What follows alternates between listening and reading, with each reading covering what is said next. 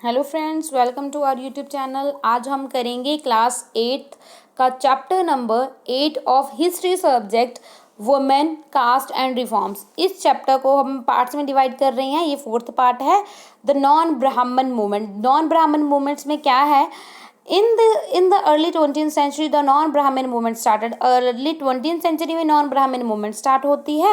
The initiative come from those non-Brahmin castes that had acquired access to education. तो ये non-Brahmin caste हैं उन्होंने शुरू की थी जिन्होंने एजुकेशन गेन कर ली थी, वेल्थ आ गई थी और इन्फ्लुएंस था वो उनका. They argued that the Brahmins were heirs of the Aryans invaded from the north who had conquered southern land from the original inhabitants of the reason.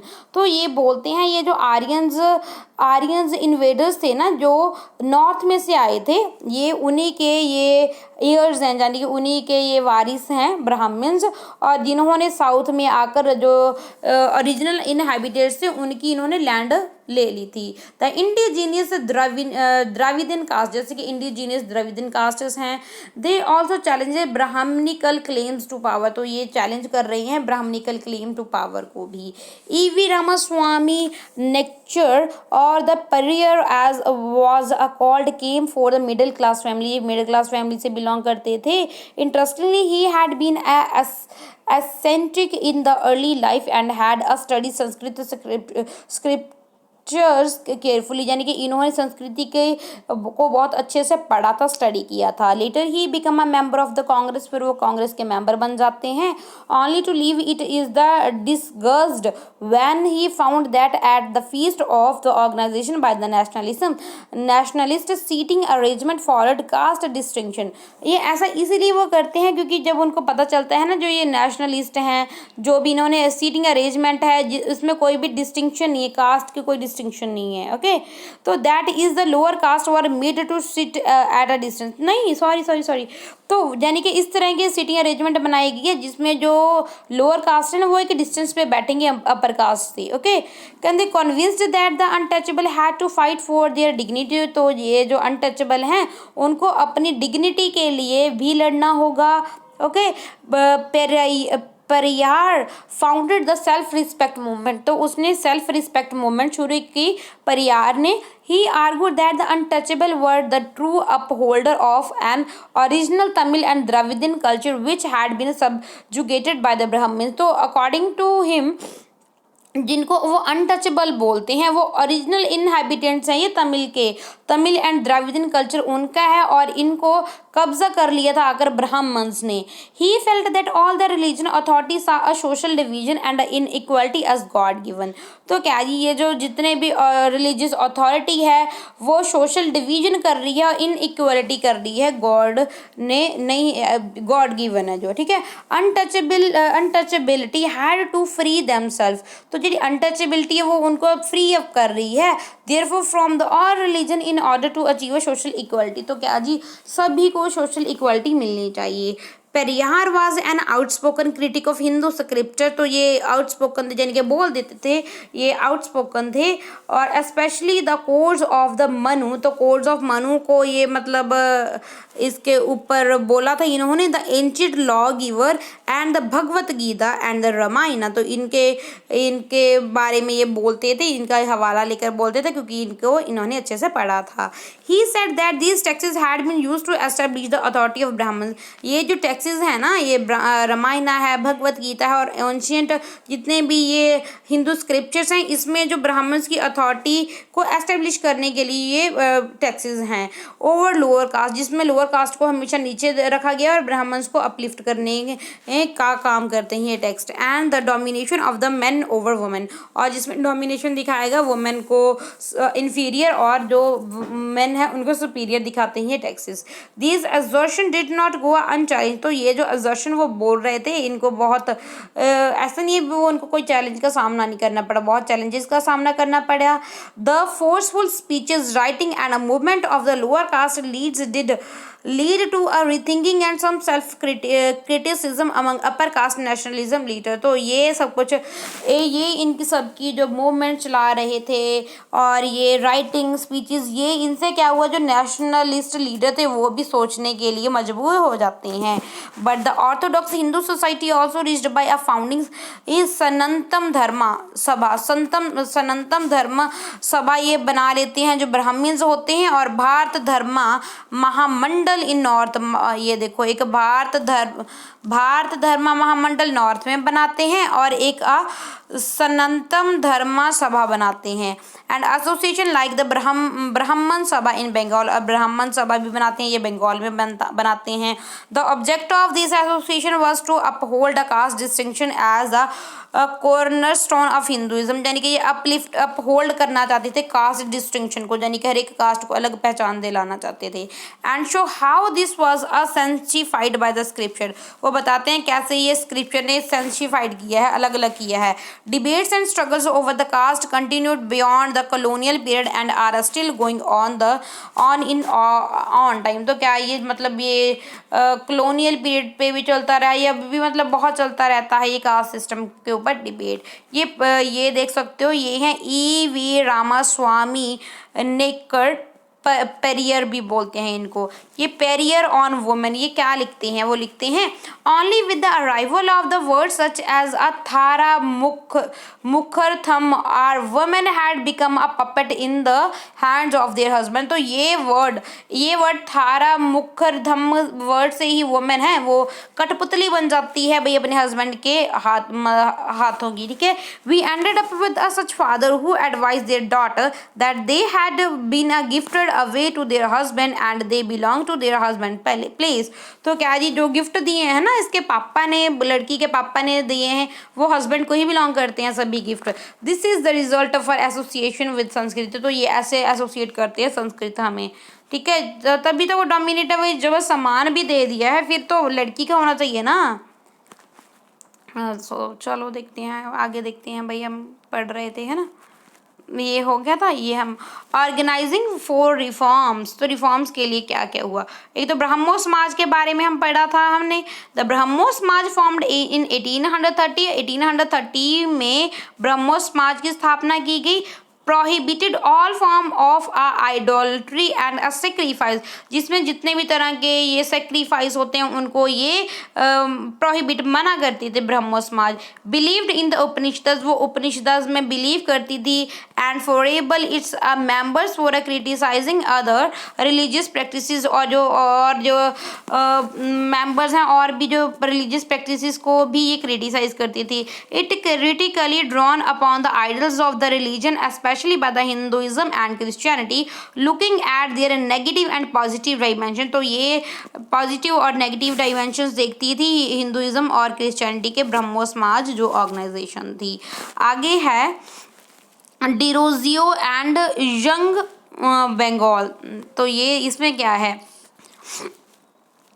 Sorry, Henry Louis Vivian Derozio a teacher at Hindu's College, ये Hindu college में teacher होते हैं कलकत्ता में। इन the 1820s में promoted radical ideas and encouraged his people to question all the authority. तो ये promote करते हैं अपने स्टूडेंट को कि आप क्वेश्चन करो अथॉरिटी पे, ओके।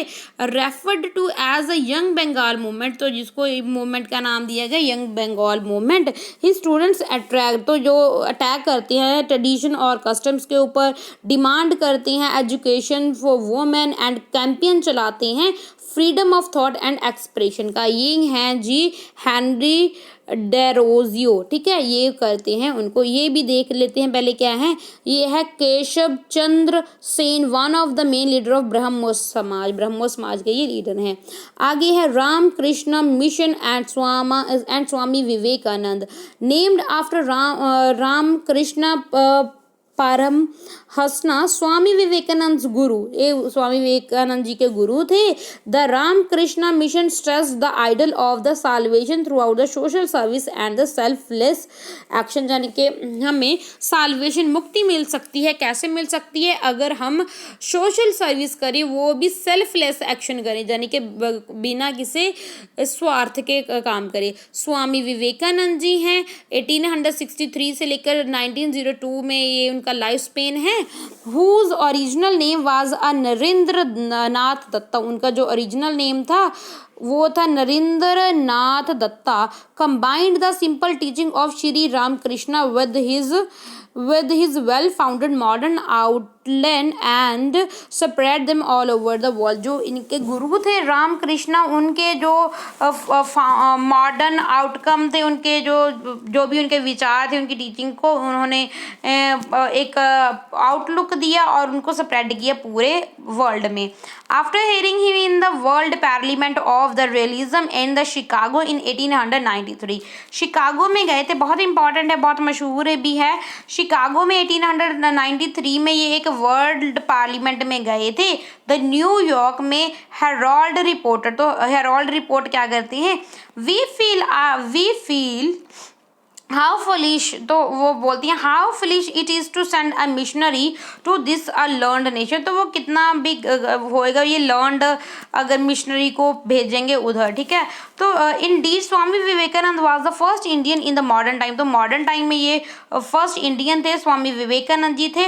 हु री establish the spiritual and pre eminence of the Vedanta philosophy of the global scale, जो वेदांता की फिलोसफी है वो ग्लोबल स्केल में वो फैलाते हैं। But his mission was not simply to talk the religion, तो वो सिर्फ रिलीजन के बारे में नहीं यहाँ पे बात करते। He was extremely pained at the poverty and the misery of his countryman, तो वो पेंड करते हैं जो उनके कंट्री के लोग हैं उनकी गरीबी के लिए और उनके डिस्क्रिमिनेशन के लिए। He firmly believe that any reforms could become successful only by uplifting the condition of the masses, तो ये है जी, ये बोलते हैं अगर हम मासिस का ज़्यादा लोगों को अपलिफ्ट करना चाहते हैं तो क्या करना होगा? तो जो मासिस ज़्यादा लोगों की कंडीशन में सुधार करना होगा।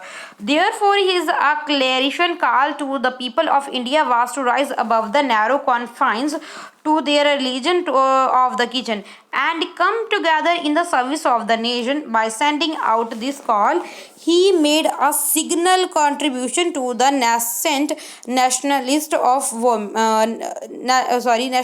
of India. His sense of a nationalist was, however, not narrow. It's a contemplation, यानी कि जो nationalist के प्रति जो इनका वो narrow नहीं थी इनकी conception.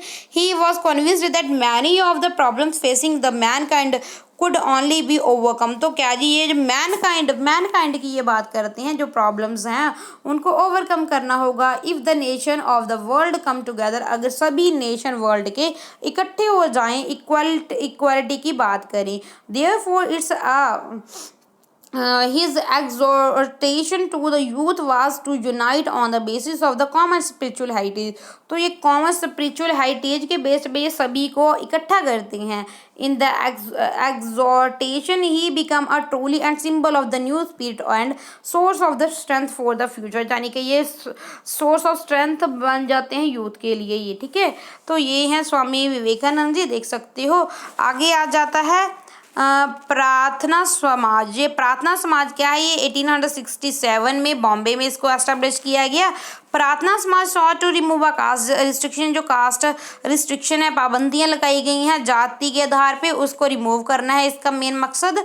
अबॉलिश चाइल्ड मैरिज को बंद करना, इनकरेज करना वुमेन की एजुकेशन को, एंड द बैन और जो एंड करना, बैन हटाना वुमेन की रीमैरिज के ऊपर। It's religious meeting Drew upon Hindu Buddhist and Christian Texas, तो ये जो मीटिंग्स होती थी, रिलीजियस मीटिंग होती थी Hindu Buddhism and Christian Texas के बेस्ड होती थी। आगे है वेदा समाज। वेदा समाज क्या है? ये मद्रास चेन्नई में 1864 में इसकी एस्टेब्लिश की गई।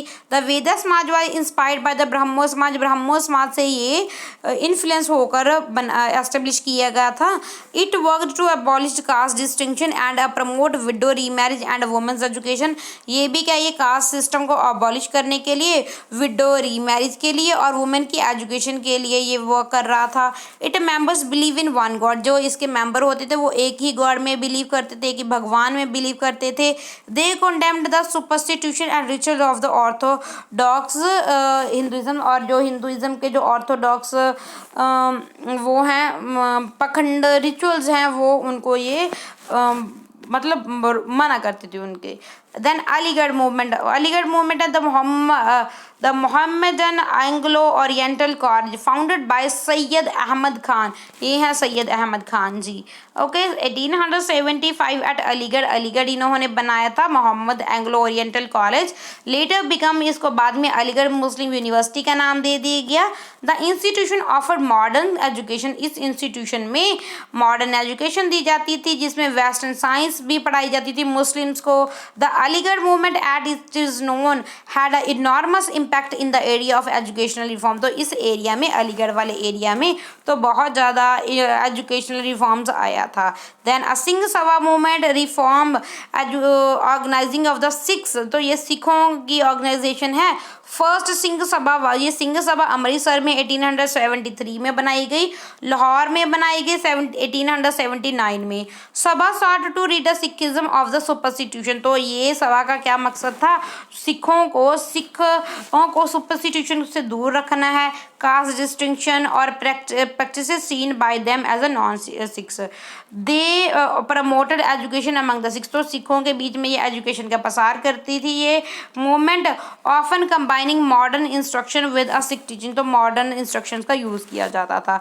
ये फिगर 12 में आप देख सकते हो, ये खालसा कॉलेज है अमृतसर में है, establish in 1892 by the leader of the Singh Sabha movement, जो सिंह सभा के मूवमेंट है उन्होंने ये खालसा कॉलेज अमृतसर में 1892 में बनवाया था। तो आगे हैं हम एल्सवेयर के ऊपर, एल्सवेयर वाला पार्ट भी बहुत ज़्यादा इंपॉर्टेंट होता है।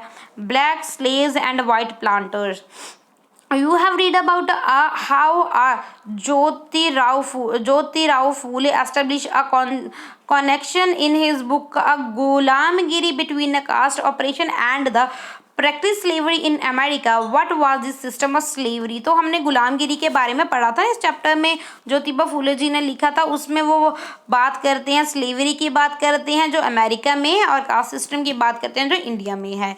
तो स्लेवरी है क्या, from the time that the European explorer and the traders landed in Africa in the 17th century, जब 17th सेंचुरी में जो यूरोपियन थे, यूरोप के थे, उन्होंने ट्रेड के लिए एक्सप्लोर करना शुरू किया और अफ्रीका की लैंड पे वो पहुंचते हैं, a trade in slave began, तो उस समय वो स्लेवरी का ट्रेड शुरू कर देती हैं। जो ब्लैक पीपल हैं, काली चमड़ी वाले लोग थे, उनको क्या पकड़ा जाता था और उनको बेचा जाता था, अफ्रीका खरीदा जाता था अफ्रीका से और फिर अमेरिका में लेके जाते थे।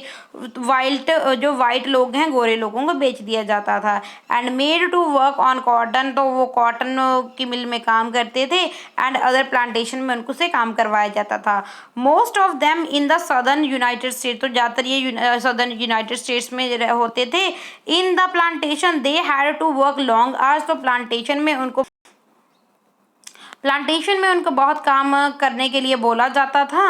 Okay and most of them in the southern United States the plantation had to work a long hours as typical from the dawn to dusk, यानी कि सुबह से लेकर शाम तक उनको बस काम करना पड़ता था। for the insufficient work and whipped and tortured, अगर वो काम संतुष्टि से नहीं करते थे, जो पसंद नहीं आता था वाइट को, तो वो क्या करते थे, उनको कोड़े लगाए जाते थे और उनको टॉर्चर किया जाता था।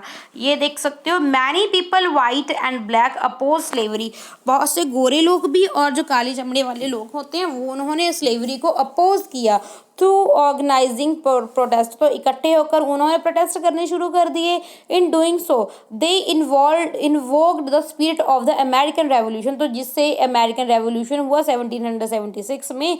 एग्जॉटिंग see our declaration American, do you understand your own language. In his moving Gettysburg address, Abraham Lincoln held that those who had fought slavery had done so far for the cause of the democracy democracy, जो slavery के लिए लड़ रहे हैं, यानी कि वो असल में किसके लिए लड़ रहे हैं, वो डेमोक्रेसी चाहते हैं। He argued that the people to strive for a radical equality so that the government for the people by the people for the people shall not perish from the earth. तो यानी कि वो इस तरह की वो डेमोक्रेसी होगी, democracy स्थापित की जाएगी स्लेवरी को ख़त्म करके। स्लेवरी डेमोक्रेसी का मतलब क्या है, इब्राहिम लिंकन बोलते हैं ये एक ऐसी गवर्नमेंट है जो लोगों की गवर्नमेंट होती है, लोगों के द्वारा होती है और लोगों के लिए होती है, इस तरह की गवर्नमेंट बनाई जाएगी। ठीक है, डेमोक्रेसी। तो ये स्लेव सेल, ये सेल लगी हुई है, स्लेव की सेल लगी हुई है साउथ